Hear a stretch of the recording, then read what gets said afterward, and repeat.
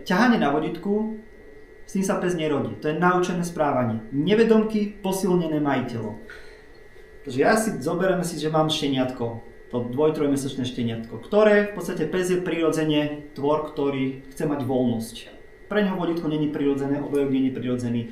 Pes chce mať voľnosť, chce sa voľne pohybovať, chce čuchať, chce byť voľný. Lenže tým, že psi žijú s nami v takýchto podmienkách, kde máme cesty, kde máme autá, ľudí, druhých psov, my ho musíme mať v bezpečí, aj pod kontrolou. Preto na ňo zapneme vodítko. No lenže pre toho psa tým, že je prirodzené ísť, dám na ňo 1,5 metra dlhé vodítko, a tým, že je pre psa prirodzené ísť 2, 3, 4, 5 metrov odo mňa, tak v určitom bode zrazu pes ucíti, že sakra, nemôžem sa ďalej dostať. A teraz čo? No a ďalšia vec, čo je pre psa prirodzené, je to, že pes má tzv. Opozitný reflex. Keď ma niečo ťahá sem, dozadu, tak ja budem chcieť ísť tam, chcem sa vytrhnúť z toho. Nechcem ísť tam, kde ma ťahajú, ja chcem ísť tam. Mňa tiež, keď niekto by na silu chytil za ruku a ťaha tam, snažím sa mu vytrhnúť, nechcem ísť za ním. A to je veľmi dôležité. Takže keď ten pes začne vytvárať ten tlak, že on chce ísť tam, on chce zastaviť, lebo on to robí preto, lebo on chce vypnúť tento hnusný tlak. On sa chce tohto zbaviť, aby to prestalo. No tak prirodzene pes začne ťahať smerom dopredu. Začne ťahať, ťahá.